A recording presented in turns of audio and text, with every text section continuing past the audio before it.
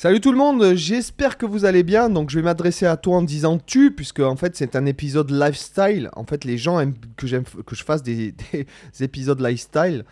Même mes haters, ça leur permet de passer leur nerf dans les commentaires tout en restant dans l'anonymat le plus complet et en baignant dans la médiocrité la plus absolue. Les gars, ne changez rien, ok? Donc aujourd'hui, pas de promotion, si ce n'est que si ce que je dis t'intéresse et que tu fais de la guitare, parce que si tu tombes sur cette vidéo que tu ne fais pas de guitare, ne reste pas dans le secteur, mon ami, ça ne sert à rien. Abonne-toi si jamais tu veux avoir plein de contenu. Et si jamais le cœur t'en dit, tu peux aller voir ce qui se passe dans le Zunino Club ici. Donc tu as le lien en description. Ok. Donc en fait, aujourd'hui, je veux parler justement du vlog puisque nous approchons. Aujourd'hui, nous sommes le 297e épisode. Voilà, comme je donne beaucoup de contenu pédagogique, j'imagine que certains, quand ils voient une vidéo un peu lifestyle, se disent « Ah génial, il n'y a pas un nouveau truc à bosser aujourd'hui ». Mais c'est intéressant, je vous fais part de mon expérience parce que là, ça commence à devenir, c'est ce que je dis à mes amis, tout le monde me dit « Oh mais Sébastien, pourquoi t'arrêtes pas ton challenge du vlog pourquoi t'arrêtes pas ?» Je leur dis « Mais évidemment, est-ce que c'est grave si tu arrêtes ?» Je vais dire ben non, c'est pas grave parce que personne n'en a rien à cirer que je continue, que j'arrête le vlog. Il y aura 3 personnes et demie, peut-être même moins, qui vont être en fait un petit peu tristes, peut-être de ne plus me voir actif tous les jours comme ça. Mais c'est vrai que tout le monde s'en fout en fait si jamais j'arrête mon vlog. Et je dois avouer que malgré le fait que ce soit pain in the ass, pour pas dire un autre gros mot, que ce soit très contraignant de faire ces épisodes-là, très fatigant, ça prend beaucoup de temps à concevoir, donc je vous donne le process si ça vous intéresse. Donc il y a des listes comme ça avec les dates. Voilà. Rien que ça, ok, c'est-à-dire d'écrire des sujets, ça prend du temps. Beaucoup de temps. Des fois, ça peut me prendre 25 minutes de trouver un sujet pour une vidéo. Ok.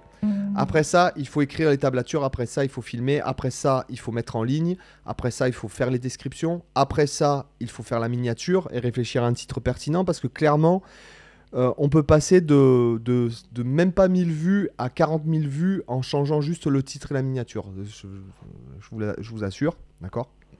Donc, ça prend au final beaucoup de temps. Et c'est vrai que tout le monde n'en a rien à foutre que je continue pas ou pas, sauf moi. Parce que dans mon principe, en fait, je me suis engagé publiquement à dire « Les gars, aujourd'hui, je vais me lever les doigts et je vais bosser. » En fait, pour inspirer les gens et pour m'inspirer moi-même. La vérité, c'est ça. Tu t'engages, tu peux pas loser. Moi, dans ma tête, je me dis « Je peux pas loser. » Il y a un jour où j'ai failli loser parce que j'étais pas à la maison. Enfin, que j'étais pas au studio ici. Et donc... il y a un jour où j'ai failli pas faire de vidéo et en fait je me suis dit mais non, il n'y a pas moyen quoi. Parce qu'en vérité, si jamais cette petite action qui paraît anodine, et c'est ce dont traite Darren Hardy dans le livre L'effet cumulé, si jamais tu veux le commander sur Amazon, je t'invite à cliquer dans la description, tu as ma liste lecture, qu'il s'agisse de livres musique ou de livres que je trouve inspirants, ou du moins qui moi m'ont inspiré, et certains ont changé ma vie, clairement, je vous le jure que c'est vrai, je suis la preuve vivante que certains de ces livres agissent vraiment sur vous. Voilà. Moi, en tout cas, ils ont agi sur moi. Il y a des livres qui ont changé ma vie, d'accord ? Donc, aujourd'hui, je vous dis, effectivement, tout le monde s'en fout que je continue pas le vlog. Claire, t'es un père tout le monde s'en fout royalement. Le lendemain, plus personne pense à toi. Même quand tu t'es fait ridiculiser sur Internet, le lendemain, plus personne pense à toi, quoi. Je veux dire, tout le monde s'en fout.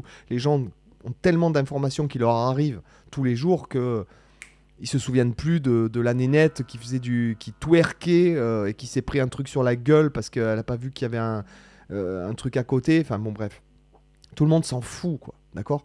Sauf que toi, en fait pour toi, quand tu vas te donner un objectif à toi-même et que tu vas t'imposer quelque chose, si jamais tu loses, c'est la porte ouverte à d'autres choses beaucoup plus graves. C'est comme le proverbe, ça me fait penser à qui vole un œuf, vole un bœuf, en fait.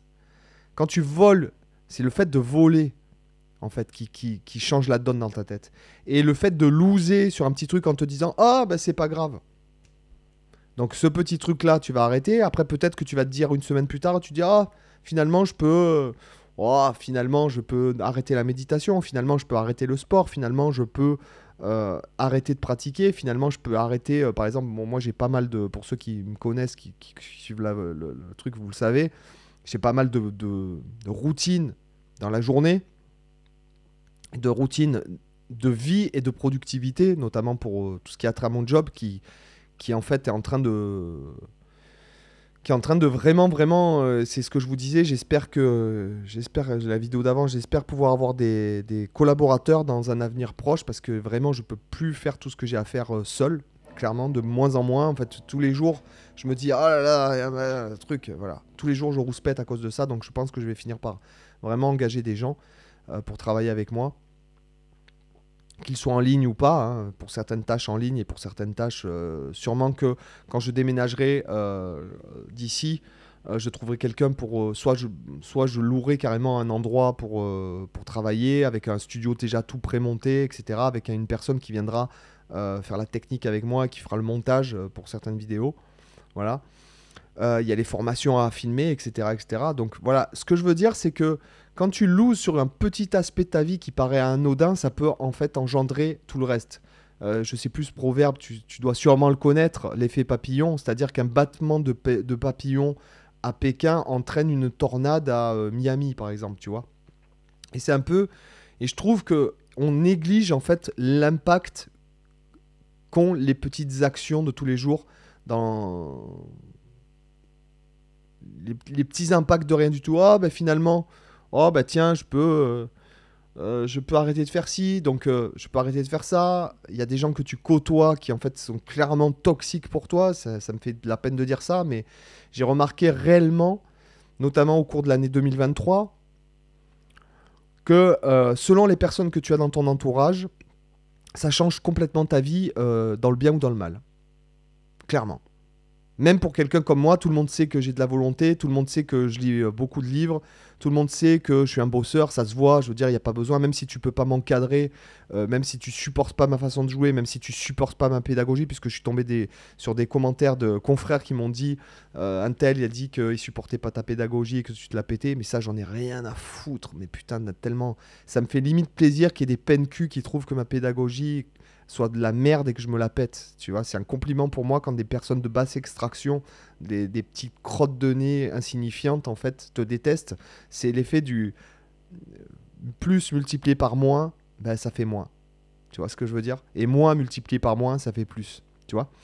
Donc en vérité, ces petites choses-là me touchent pas, et je me suis aperçu que en étant au contact de gens qui sont toxiques pour toi. Alors je dis toxique pour pas dire qu'en fait il y a des gens qui sont des losers en vérité, qui te tirent vers le bas. C'est simplement, j'ai pas envie de dire ça. Mais j'ai constaté que selon les personnes vraiment que tu côtoies, ça peut changer énormément de choses dans ta vie.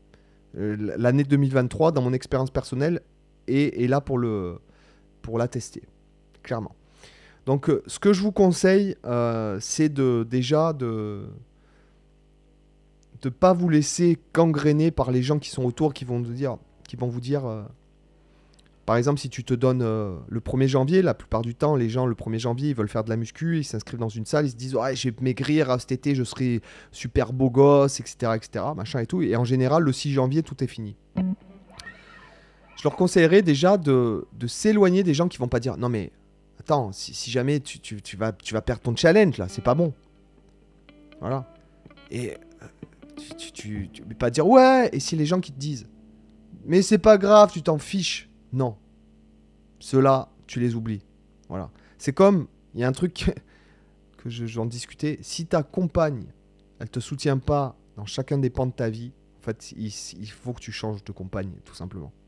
Voilà. Si elle croit pas en toi, si la femme avec qui tu vis, qui est en fait ton partenaire de vie, qui en vérité est ton associé dans une certaine mesure, ta maîtresse, ta meilleure amie, ta femme, la mère de tes enfants, etc., elle te soutient pas dans ton projet, il faut que tu changes.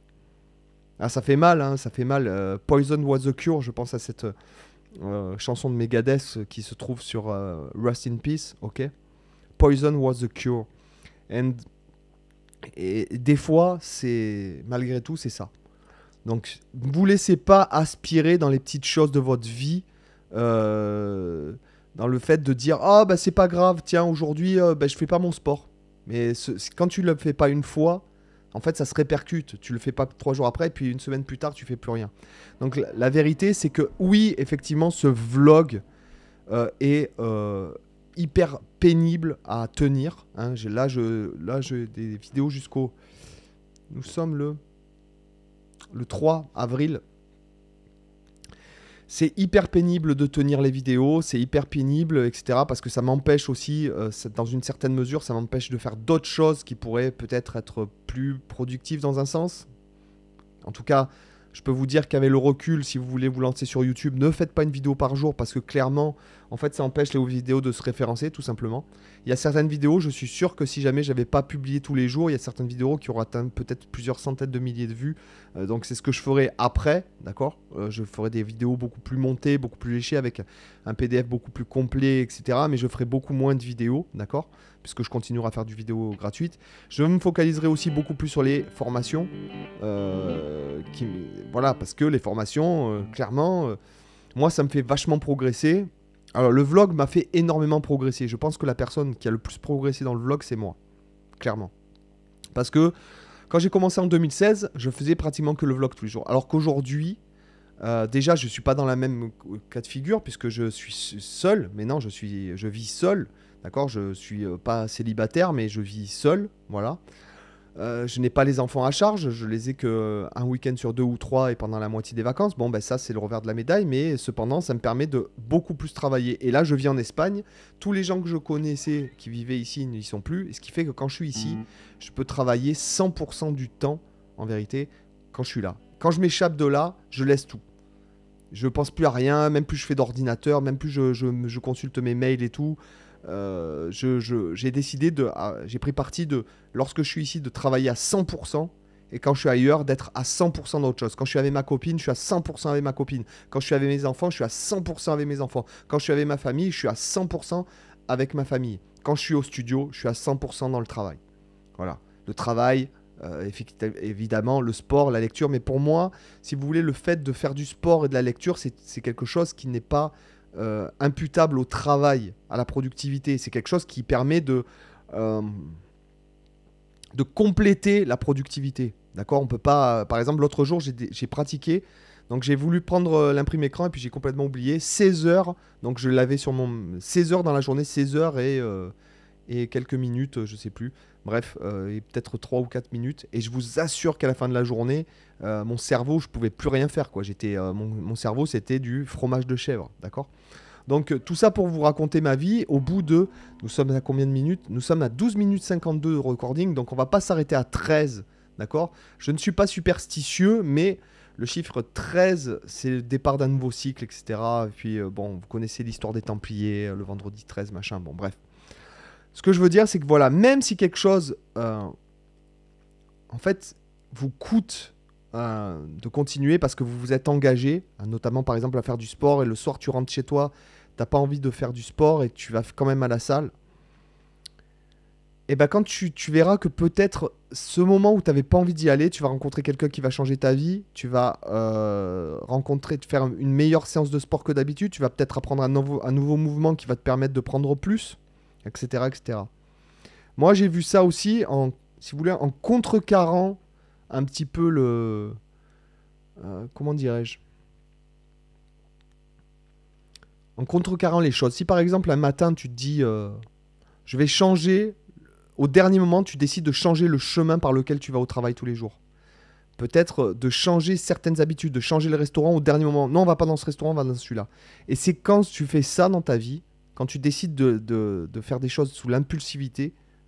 L'impulsivité, je ne sais plus si le mot se dit, puisqu'entre l'anglais, l'espagnol et le français, des fois j'en perds mon vocabulaire français. Avec de l'impulsivité, quand tu fais ça, en fait, tu rencontres des gens qui changent la donne. Moi, il m'est arrivé, je peux vite fait vous raconter une anecdote. À un moment donné, c'était début 2022, j'en pouvais plus. En fait, au bout de, je crois que c'était mars, avril, ça devait être cette période-là à peu près en 2022. Un genre de burn-out professionnel parce que je bossais beaucoup trop. En fait, je me levais à 5 heures et je me couchais à minuit et avec 1 heure pour courir au milieu dans la journée. Et je faisais que travailler. Et à un moment donné, j'arrivais même pas à le réfléchir, etc. J'ai fait, qu'est-ce que je fais? Boum, j'ai pris mon téléphone, j'ai regardé, je me casse. Ok. Je regarde le prochain avion qui départ de chez moi. Non, celui-là, je peux pas l'avoir. Malaga, pourquoi pas? Je vais à Malaga. Ma foi. Tu te dis, bon, c'est là où il y a Marbella et tout. Je me dis, allez, on y va. Et en fait, j'ai rencontré deux personnes qui m'ont... Donc, une personne qui m'a dit, qui est dans l'entrepreneuriat aussi. Elle m'a dit, mais peut-être que dans ton business, tu devrais faire ça. Et en fait, bah ouais, complètement. En fait, elle m'a fait changer quelque chose d'une façon, avec une phrase anodine. Je pourrais même plus vous dire ce qu'elle a fait, mais quand je suis rentré chez moi, j'ai changé de suite. Et j'ai une autre personne qui m'a conseillé de lire un livre qui s'appelle notamment L'autoroute du millionnaire de M. Marco.